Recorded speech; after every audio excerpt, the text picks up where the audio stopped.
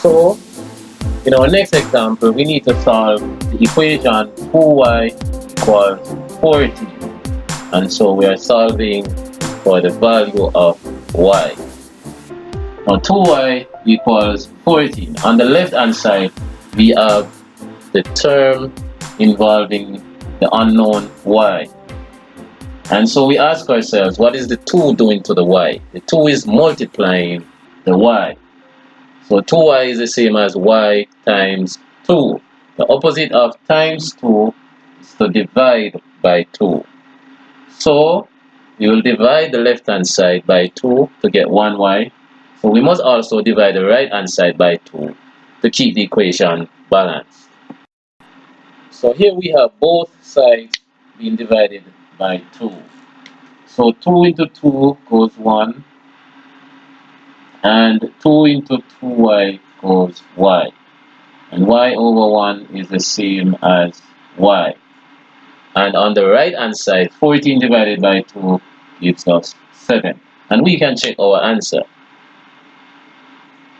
So, since y is equal to 7 in the original equation, we replace 2 times y. We replace the y with 7. 2 times 7 is indeed equal to 14. Now, we also need to solve the equation negative 32 equals 4x.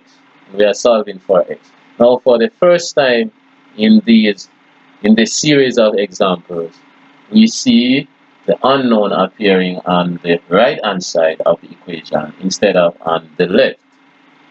So, the unknown x is on the right hand side. The aim is to let the unknown remain on the right hand side. Now the unknown is being multiplied by 4, which is 4x. So the opposite of times 4 is divide by 4. And so we must divide the right hand side by 4 to get 1x. And since we are dividing the right side by 4, we must also divide the left side by 4 to keep the equation balanced. So there we have it, both sides being divided by 4. So on the right hand side, 4 into 4 goes 1, 4 into 4x goes x. X over 1 is the same as x. That's on the right hand side. Now on the left side, we have negative 32 divided by 4. In your calculator, that will give you negative 8. So we have negative 8 is equal to x. And of course, we can read this from right to left, which is x is equal to negative 8, which is pretty much the same statement. Now, since x is equal to negative 8, if we replace x in the original equation with negative 8, we will have 4 times negative 8, which gives us negative 32. And that proves the answer correct. In our next example, we need to solve the equation z over negative 2 equals negative 13. In this case, again, like most previous examples, the unknown, which is in the form z, is on the left hand side. Now z is being divided by negative 2. And so, to arrive at positive 1z, or z, we need to do the opposite of divide by negative 2, which is to multiply by negative 2. And since we will be multiplying the left hand side by negative 2, to keep the equation balanced, we must also multiply the right hand side by negative 2. Okay, so there we have times negative 2 on both sides. Now on the left hand side, since there is a fraction form, which is z over negative 2, for clarity in this operation, we will express the negative 2 as a fraction, which is negative 2 over 1. And so negative 2 in this denominator cancels negative 2 in that numerator, leaving z over 1. And z over 1 on the left hand side is the same as z. Over on the right hand side, punching into your calculator, negative 13 times negative 2 gives us positive 26. And as usual, we can prove this answer by replacing z in the original equation with 26. And we will find that positive 26 divided by negative 2 gives us negative 13. For our final example in this series of solving linear equations, we need to solve the equation 15 over n is equal to negative 6. So we need to find the value of n. Now in this case also, as in a previous example, there is a fraction containing the unknown on the left hand side.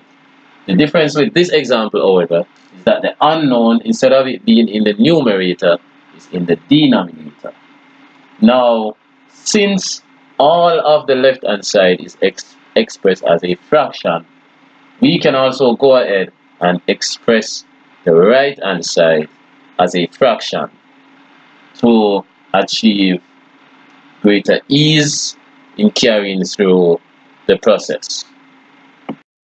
Okay, so we have expressed the right hand side as a fraction since there is a fraction for all of the left hand side. And so on the right, instead of negative 6, we say negative 6 over 1, which is the same as negative 6.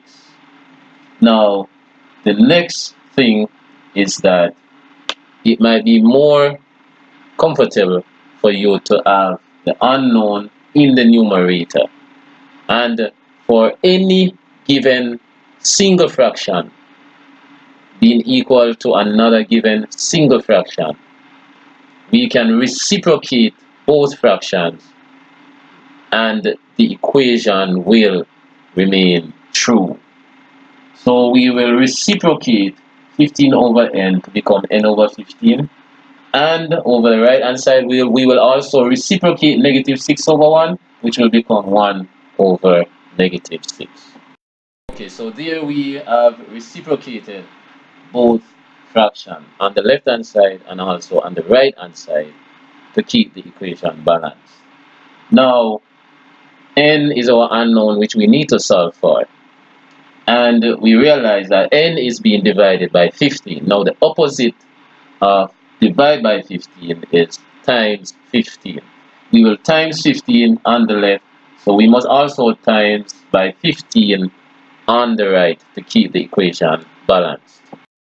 Okay, so we have done times 15 on both sides of this equation. Now, since we have n over 15, which is a fraction, and also 1 over negative 6, which is another fraction on the right hand side, we will express the 15, which is multiplying both fractions, as itself over 1. And so this 15 reduces that 15 on the left hand side, leaving n over 1, and n over 1 is the same as n. On the right hand side, we may also want to reduce where possible. And so between negative 6 and 15, the highest common factor is 3. So we will reduce by 3. So we say 3 into negative 6 goes negative 2. 3 into 15 goes 5. 5 times 1 is 5. 1 times negative 2 is negative 2. So we are left with 5 over negative 2. So n is equal to 5 over negative 2. And that's it for solving linear equations in one unknown.